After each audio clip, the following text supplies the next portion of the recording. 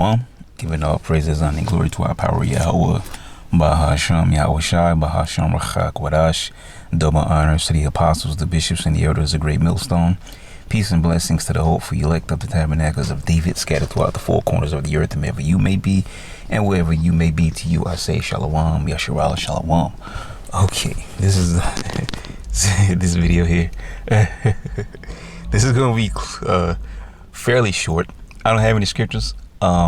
Lord willing, something pops up. But Esau. Okay, so oh man, this dude he don't stop, man. He does not stop. Okay, he does not rest. So you got all this madness going on about the Epstein files, and then you got the UFO disclosure talk going on. He's confused you with Venezuela and Greenland, now Cuba and whatever else is going on. All right, and now this guy here. Okay, as a matter of fact, let's play the video. Let me make sure I got the volume all right, correct. Okay, let me just play the video, and then we'll just go along. Check this guy out. Long before written history, there was a meeting of worlds, not kingdoms, not empires, but two different kinds of humans. New DNA evidence suggesting the earliest cross-species love story may be far older than the... You read what this says now, right? Study. Human women preferred Neanderthal men. Wait a damn minute here. Esau, I thought you said we evolved from monkeys, and then we were Neanderthals, and now what they're trying to tell you is, Neanderthals existed, but then there was another type of species of people out here. Okay, so it's the Neanderthals, and then there was these other type of people, and those people, these human women, preferred Neanderthal men, and it's madness. It's nothing but, and Esau is nothing but a man of lies and confusion, man. Let's listen to some more. Take a look.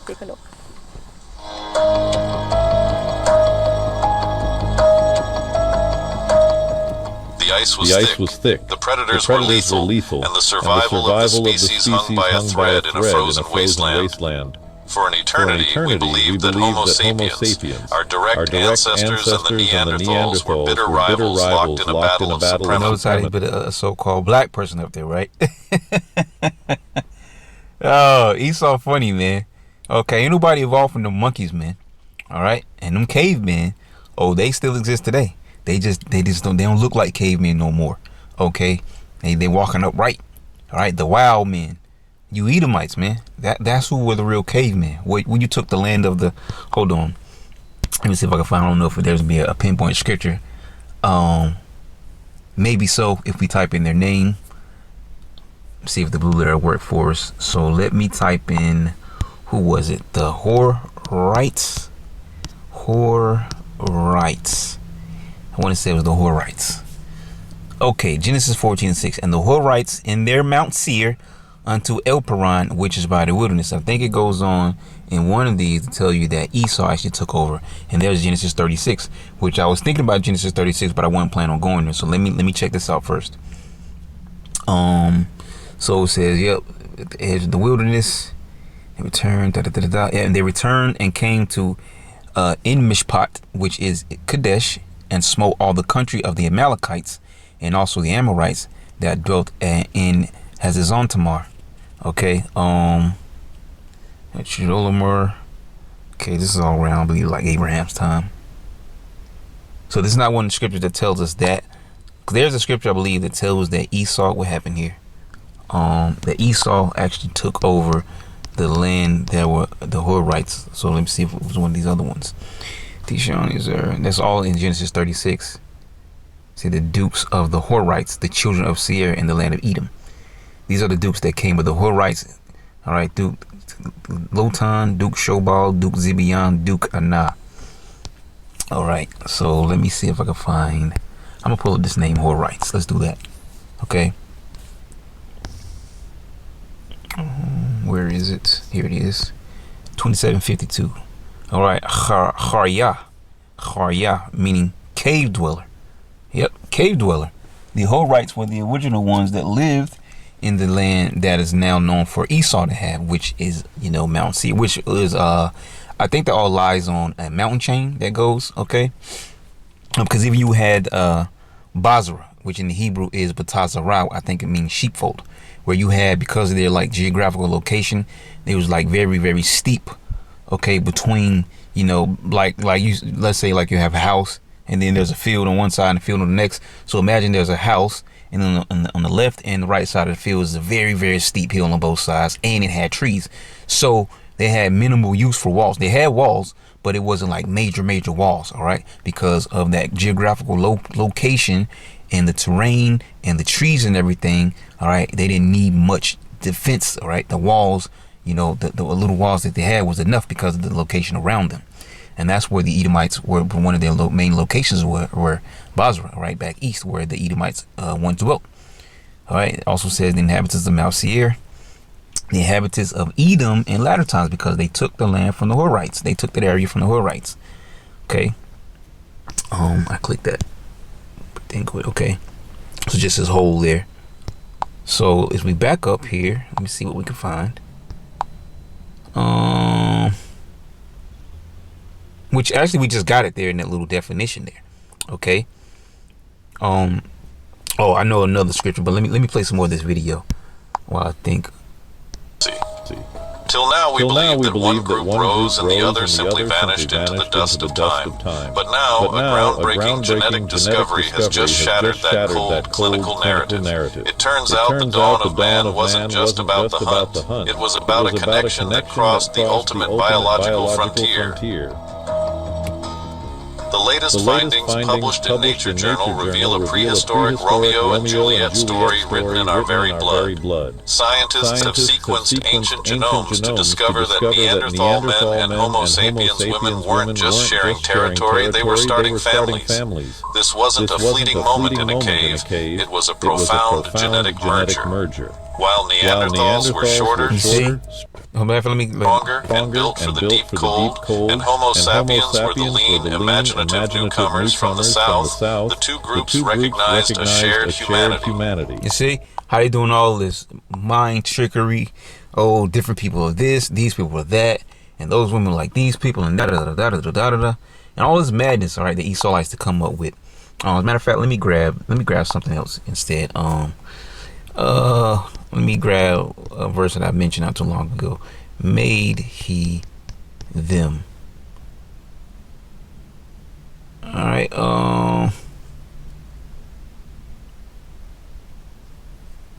I thought they actually bring it up.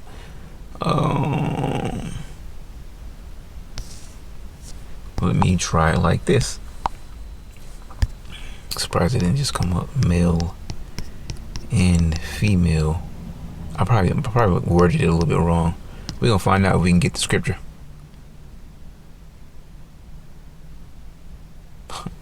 Yeah, you gotta be joking here. Oh, I put make male. Oh, there it is right there. So God created man in his own image, which I should have just went into Genesis 1 anyways, because we really need that part though. It says let us make man in our image. All right, that's what she said in Genesis 1. Those were the Elohim. Yahweh shot 144,000 and helped them. So the Elohim created man in his own image. In the image of the Elohim created he him.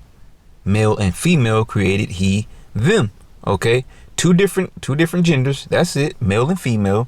And then there's only one type of human, people. Okay, now there's different categories because you have the sons of God, which are, those that became to known as the Israelites. And even before then, there was a certain particular people known as the sons of God.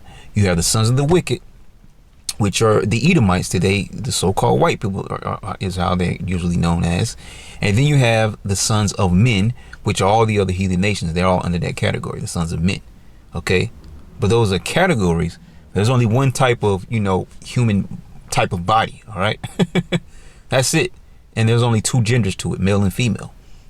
So there's more madness, and this is Esau always trying to push out narratives, false narratives, that anything opposite of the Bible, and he likes to jump in front of things and control narratives. Which this is not one of those particular topics, but it's still him pushing out confusion. Okay.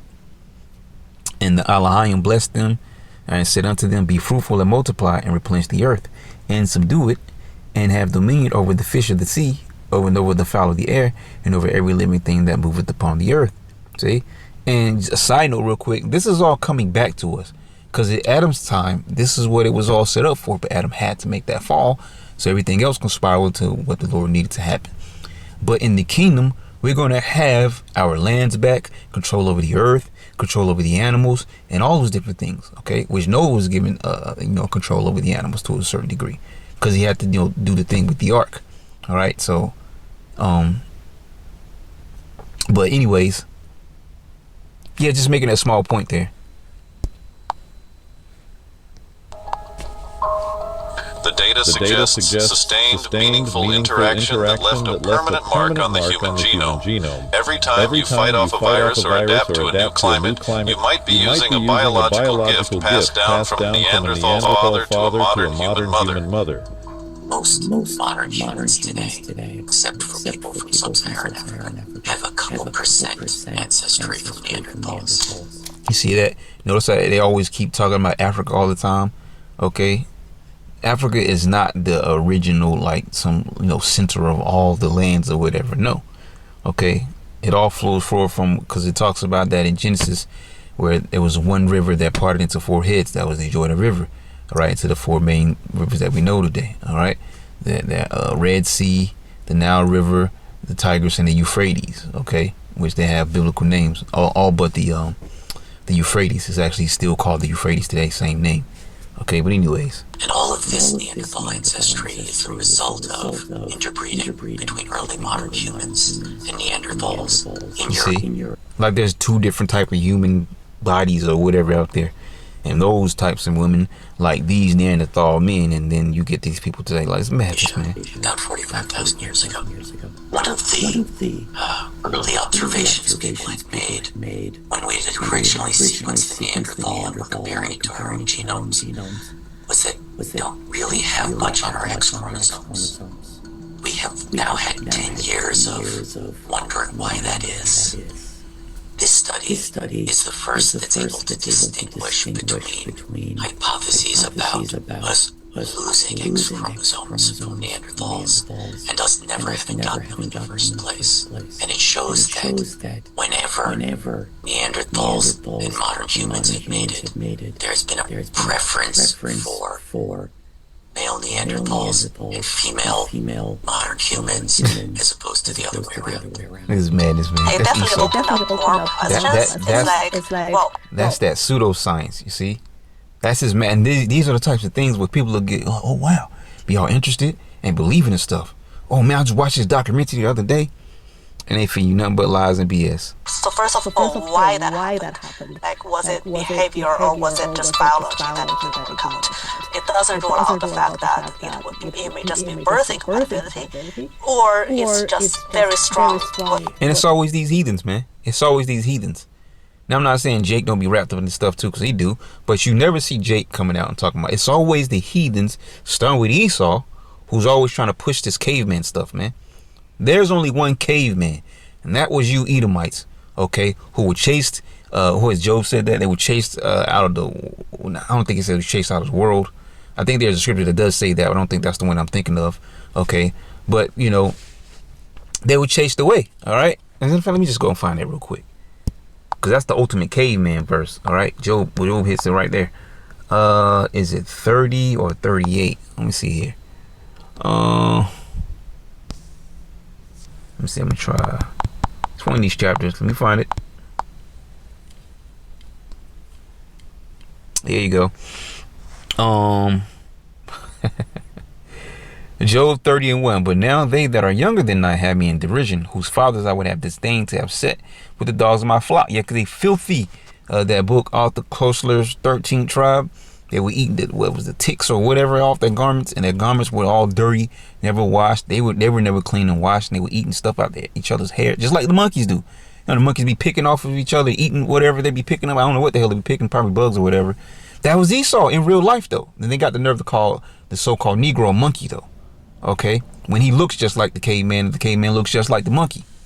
Okay, and he was actually doing these things, filthy. All right, he get a suit and a tie, some power. And all of a sudden, he's the greatest species on the planet. And that's the Edomite supremacy. which is based off lies and pseudoscience. But Job says, I wouldn't have them around the dogs of my flock. Okay? Yeah. Yea. Whereto might the strength of their hands profit me, in whom old age was perished. From want and famine they were solitary, fleeing into the wilderness, and former time desolate and waste. Who cut up mallows by the bushes, and juniper roots for their meat. They were driven forth from men. They cried after them as after a thief. And they experienced also a driving away after the western Rome fell. Okay?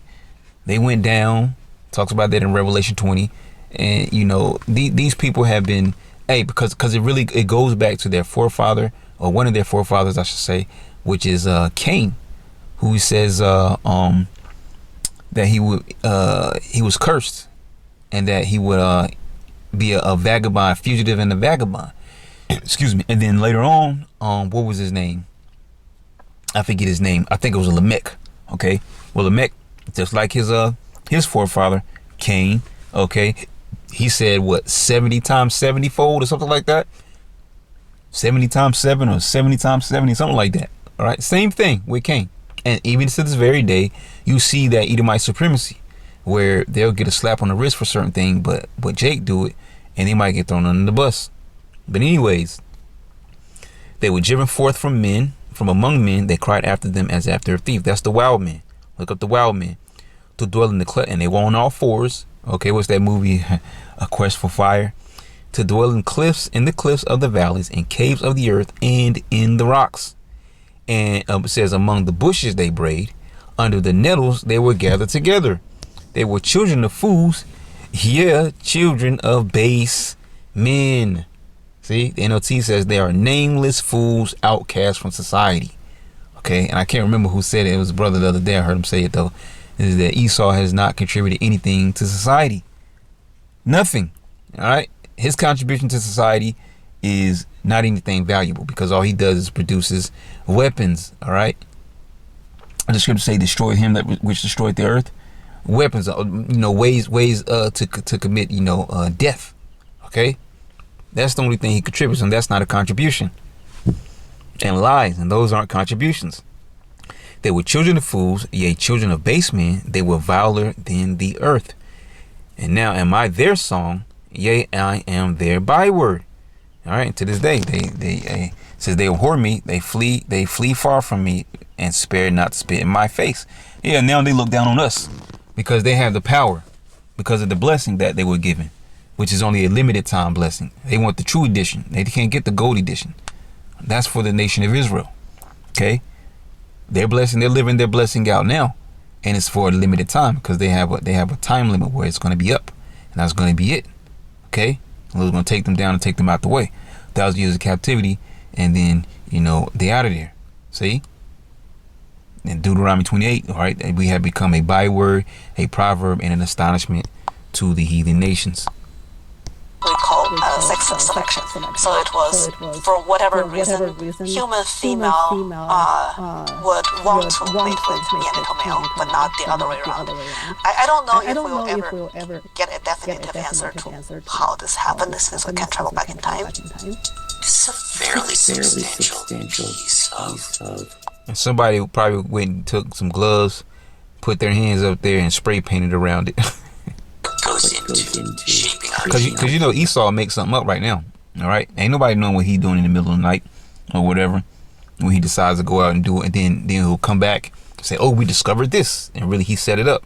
Our genetic diversity, and it's not the result of strictly Darwinian survival of the fittest. It is really the result of how we interact with each other and what our... And that was it. I don't know why that video was cut off there, but yeah, that was pretty much it there. It's just something I saw, because all the different things that are going on, all the different things that you notice Esau is talking about, and it's all lies, it's all confusion, and most importantly, it's all distractions. That's all it is. It's distractions. Okay, and he's in some of these categories. He's attempting to jump in front of the narrative, like so-called UFO disclosure. Ooh, okay. Well, if you're not going to tell us those are the angels of the Lord, all right, which you're not, then everything's going to come out of your mouth as a lie. You're going to tell us that you have this Area 51 and that you shot one down or one crash landed and you reverse engineering and oh, this and that, or we've made contact, or we have this. And it's all lies, man. Okay. And that's all you're ever going to get from this devil. Lies, confusion, and deception. But I'm going to leave it at that. Lord, will you edify? Shalom.